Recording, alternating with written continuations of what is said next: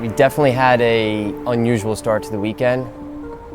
The plan was, let's get everything loaded up and try to leave towards the end of the day on Wednesday so we can push through the night and show up Thursday morning and have load in. About 2 hours out of town, we saw that we had an axle failure in the trailer, so that changed our plans a bit. We just had an axle failure on our trailer. It caused 2 tires to fail within 5 miles. So now we're trying to figure out a plan B, maybe use our old trailer, have the team group up with us at the shop to move everything over. That's a huge ask and stretch because we're like 15 hours from the racetrack, but we're trying to figure out an opportunity to get there.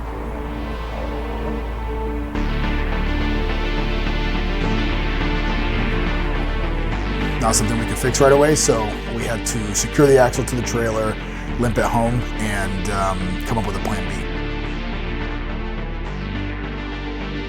You know, to be honest, I was already kind of working on a pretty tight timeline, so stress is a bit high. My initial thought was, I don't know if we're gonna be able to make this round. Fortunately, I still have an older trailer that we've done some testing and stuff with. Once I let the stress subside and kind of regrouped, we thought maybe there's a chance we're just gonna have to really hustle.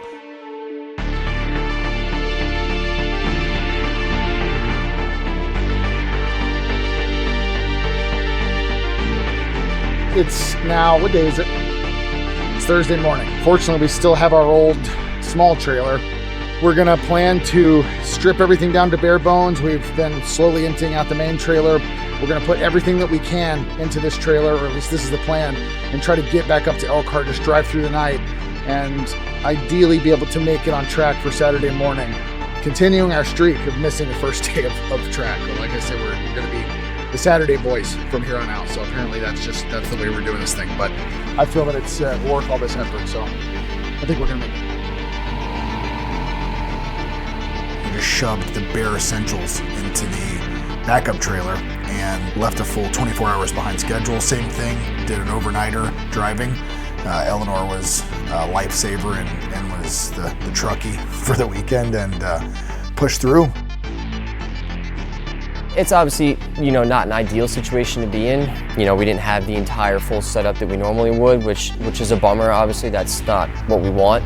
But I mean, honestly, I was confident that by the time that it really mattered, when first practice was there Friday morning, that we would be ready to go.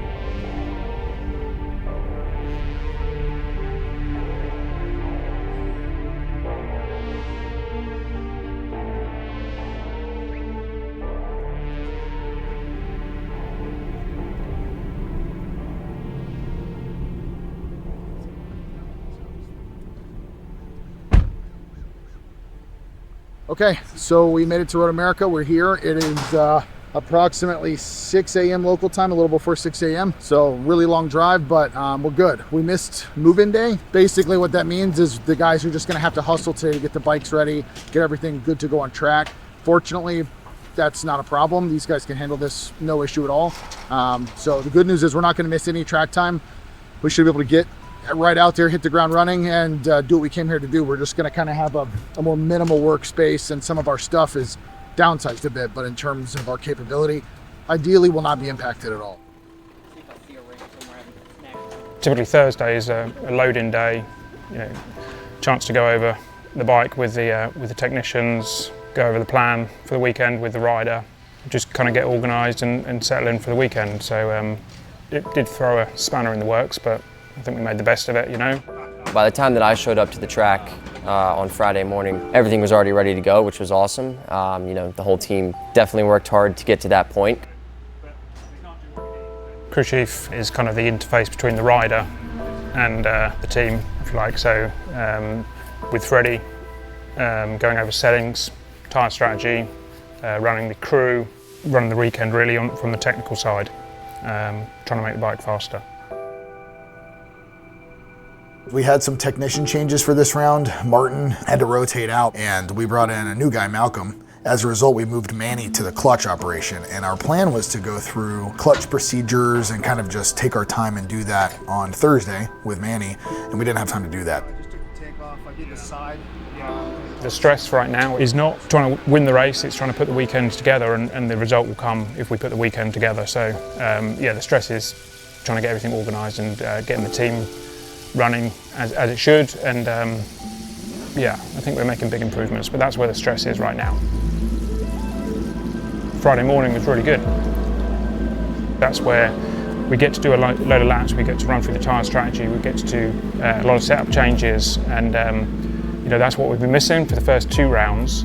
We had a good plan going into the session, because that's obviously first session of the weekend. Like, you know, I've never ridden that bike at that track before. Definitely there's a lot for me to wrap my head around just going out there in the first place, but honestly it was a pretty smooth session. We worked through the things that we wanted to.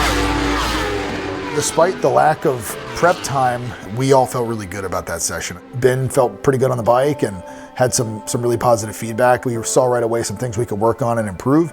When we ended that session, I knew that there was a little bit more on the table. And again, it's practice, so you don't look too much into it, but you know, I know that on my faster lap in that session, we did hit some lap traffic, so there was definitely time on the table there that I knew that we gave up, which was a good feeling, just knowing that we had more in the tank. A little more there too. So we just do the same thing? Yeah. Okay. Yeah. All right. What about basic balance of the bike? Pretty good. At the end of that, we had a pretty clear idea of where we wanted to go for the first qualifying session. Then Friday afternoon was wet, dry. Honestly, not too much to be gained. You know, same for everybody, but kind of stopped the momentum a little bit. So we're at the end of qualifying 1 here at Road America. Conditions are basically not ideal for either wet or dry tires. There's only a couple of riders circulating on the racetrack. For us, there's no point going out. Essentially, it's far too dry to run wets, and it's still wet enough in several spots that running slicks would be a huge mistake. We were hoping the sun was gonna come out like it is now a bit earlier and maybe dry the track up so we could get a couple of dry laps, but wasn't meant to be, so we'll go back and prepare for tomorrow. That was terrible. Can you redo that? Record now. So yeah, we didn't ride Friday afternoon, which in the grand scheme of things was a bummer, honestly, because that's a whole 40-minute session that we could have used to get setup data on. But yeah, I mean, kind of everybody was in the same boat. So end of the day Friday, we feel pretty good. We're like, all right, we did this thing, we've pushed through. Looks like we're in a good place, and yeah, let's do this thing tomorrow. We're gonna have our second qualifying session, which we know is gonna be a good one. It's gonna be dry, we're gonna go fast, and then right after that, we're gonna have a race. So all of us, I would say, felt really good. It was a good, solid into that pretty grueling push. You know, all of us were working so hard to load everything, and it's really nice to kind of end the day on a high.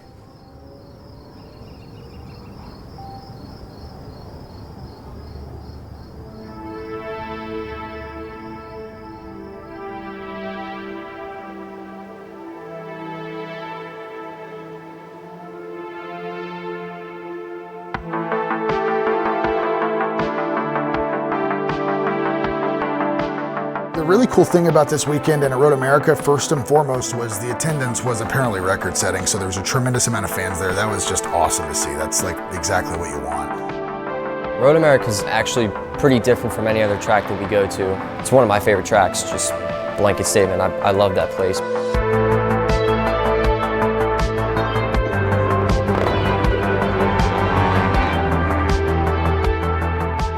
Got 3 really long straightaways connected by, you know, some turns in the middle. It's got some characteristics to it, like a lot of hard braking zones that you're coming off of, you know, 200 mile an hour straightaways down to 40, 50 mile an hour corners. Like, it's pretty demanding on the setup and the bike just in general. But then again, it's also got some long sweeping corners that kind of throw a little mix in there. So it's just a different feel, you know, rather than you're just kind of constantly on the side of the tire, or you're constantly moving like a lot of the other tracks, which is fun, don't get me wrong, but it's nice to kind of have that thrown into there, like a little bit change of pace, you know.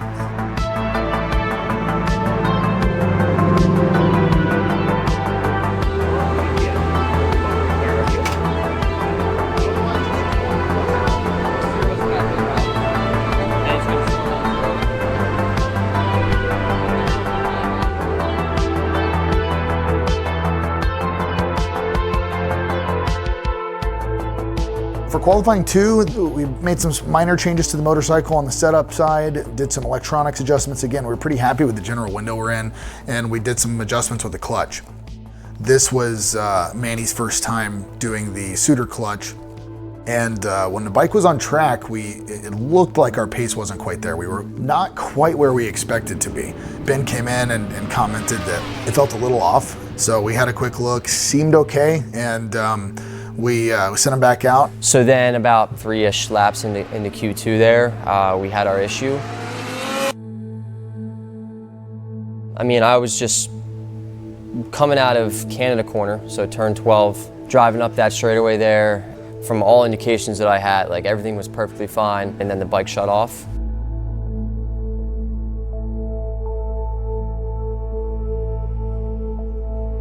Luckily, there was nobody right behind me, so I was able to kind of just limp it off to the side and cycled the power a couple of times, tried to get it to turn over and could get it to start for a second, but then it would just die after that.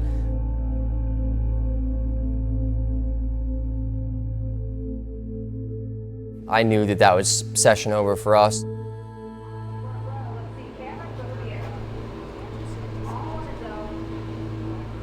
I think that we had some pretty good potential in that session. You know, kind of implementing the things that we had found on Friday. I think that we could have probably put down a pretty good time. Fortunately, we still got a reasonably decent lap time in, not what we could have run had situations been normal, but you know, we ran a time that at least got us somewhere on the grid where we're not completely concerned about where this race may go.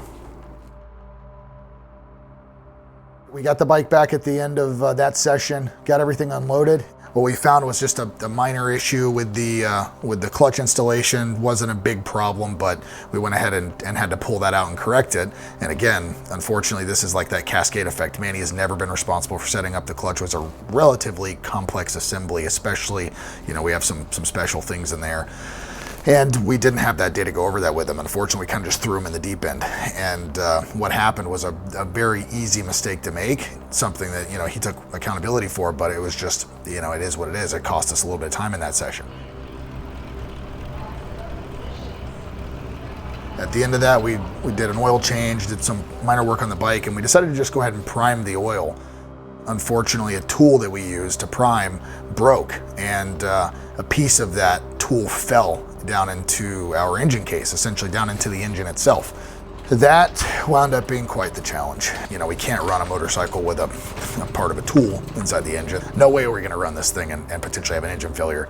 And unfortunately, what that meant is we were not gonna make it to the grid for the first race. We just did not have enough time. If we know that that bike's not 100% ready to go, you know, it kind of goes back to that risk versus reward thing. Like, we could have potentially messed up a lot more than there was to gain by going out and starting that first race. Wasn't worth what could have potentially happened. Number one, to myself, honestly, and number two, to the equipment. When you're not on track, you're not learning. So it's difficult because I'm asking Ben to do a lot of work and he's only got a short space to do it. So with all that, I feel like his attitude's great and he's making steps, but we need to have a couple of weekends where we get all the laps. So it was disappointing. That's tough as a racer. Like, I've got that competitive edge in me that no matter what, like, I wanna go, I wanna show what I can do. It's tough because these are the best guys in the country, right? Like, you're racing against the best of the best, and giving up any time is tough at that level. So that's playing through your head too, but again, it's one of those things where you can only control what you can control. You know, you have to take that information for what it is and try to find a way to, for one, level set. You know, that's something that I had to kind of just take a step away for a minute and kind of regroup. Okay, what's our plan? You know, you make decisions to minimize the risk of something like that happening again.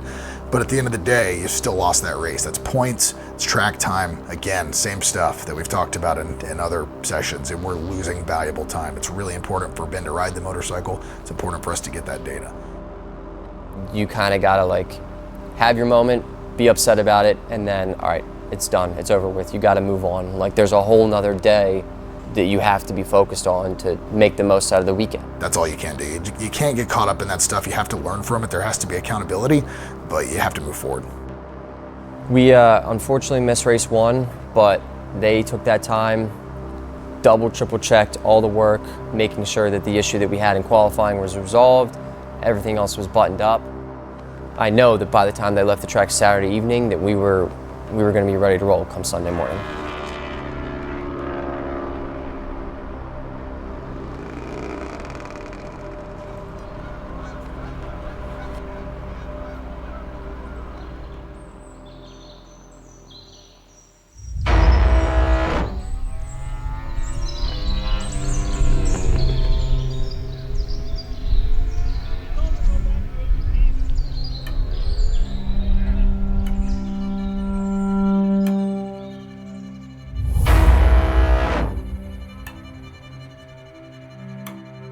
Just got done Sunday morning warm-up, had a positive session. You know, we're obviously a little bit behind the 8 ball at this point. Wasn't worth taking the risk of having something major happen out there. Just wasn't meant to be yesterday.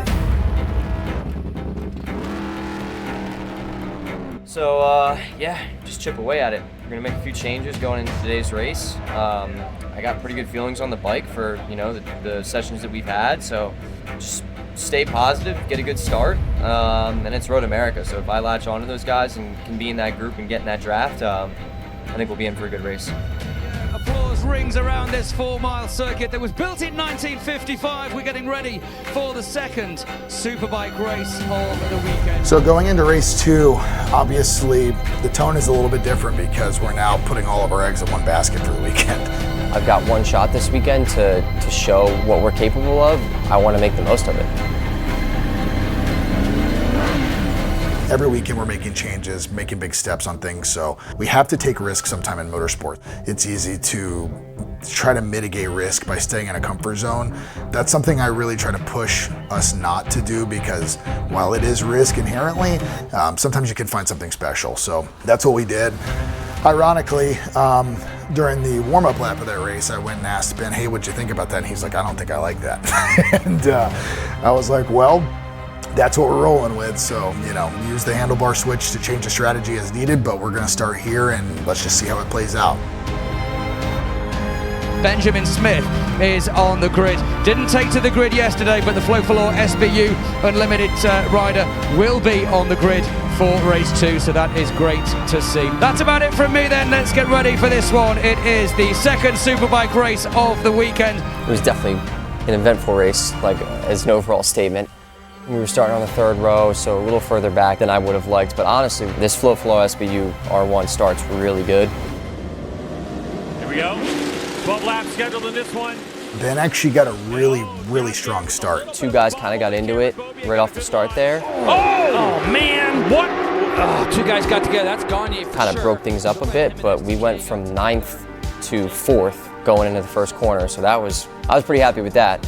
In my opinion, you can't do much better than that. It's something we've been working on a bit with the launch control and the way that bike works, and he just absolutely capitalized on it. We're thrilled with that. I mean, we were behind the factory Yamaha going into turn 1. How about Benjamin Smith's in 4th? This young guy yesterday didn't get to ride. He's going to get passed up the hill from Escalante, but a tremendous start from Benjamin Smith on the 78. He's running 5th. Just tried to then focus on staying where I was at, but just running my own race, right? Like, I knew that these guys had had a whole extra day on me, a whole extra race under their belts.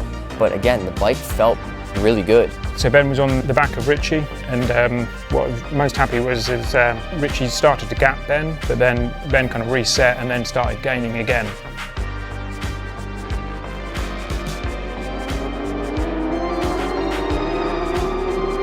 And then coming into turn 5, which is right off of one of the fastest straightaways, it's a really hard braking zone down into turn 5. What happened was he caught up with a lapped rider pretty early on. He had to take evasive action to avoid hitting this guy and ran off the racetrack. I essentially had nowhere to go at that point. Like, I was either run into the back of him or go to my right and run off. Thank goodness that's one of the only spots on the track where there's actually some runoff there. Ran off, turned it around, came back on track, but I dropped back to 8th, I think, at that point in time. I wonder what happened to Benjamin, because he was ahead of Hayden last time we saw. He was kind of closing the gap down to Escalante. Kind of just got back into my rhythm and was like, all right, I know I've had 3 or 4 laps left at that point to make those positions back up. Puts his head down, just banging out laps, doing exactly what he's supposed to do. Pushes his way back up, passes back through those guys, and then before you know it, he's battling with Hayden on the Honda. We're back up into 4th.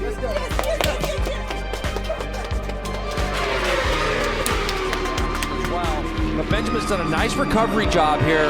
And I'll tell you right now, after their luck yesterday, Benjamin Smith to finish 4th, that'll feel like a victory. And I think he probably could have been closer. In hindsight, if we wouldn't have had that runoff, we would have easily, I think, overtaken 3rd at that point in time, just given the issues that he was having. Escalante can nurse this corner. Suzuki home. Oh, that thing sounds a little bit rough.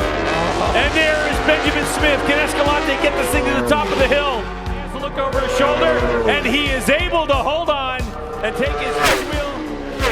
It's one of those things where you got to be there at the end to make it happen. That's the way racing goes. You can't get hung up on those details. Those things happen to all the teams, but it's good to know that the pace is there.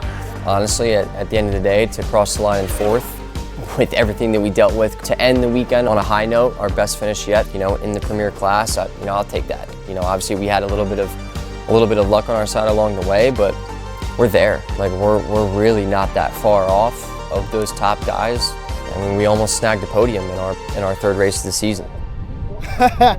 Well, we did. I got nervous there for a minute. Ben ran off the racetrack, and I think he got a little pissed off and did exactly what he needed to do, turned it around, and damn near got on the podium. Solid P4 finish. That's our best result of the season. I'm happy. Just a really strong performance. We're really happy with it, and it was some consolation after the race was over. We talked to Ben. He was thrilled with the motorcycle. He said this thing is just working. Last 2 rounds, despite all the difficulties, we've had personal best finishes. But more important for me, the gap to P1 is getting closer, and we took a big chunk out of that at Road America. So yeah, I want to see that progression. I want to see that gap come down. So and it is, and I think we're kind of scratching the surface with the bike and Ben and putting them together. So I think, I feel good about the rest of the season. Road America 2025 for us was kind of a perfect encapsulation of the challenges of professional superbike racing. Incredible highs and incredible lows. It's all about overcoming adversity. We've had a fair bit of that this season, but this round was no exception. We really threw almost everything that I could imagine at us, and then we put our head down, we pushed through it, and we were rewarded with a great finish. So I think that's the takeaway from this. This sport is not meant to be easy. It's not meant to be something that's for everybody. You have to be willing to suffer through those incredibly difficult days.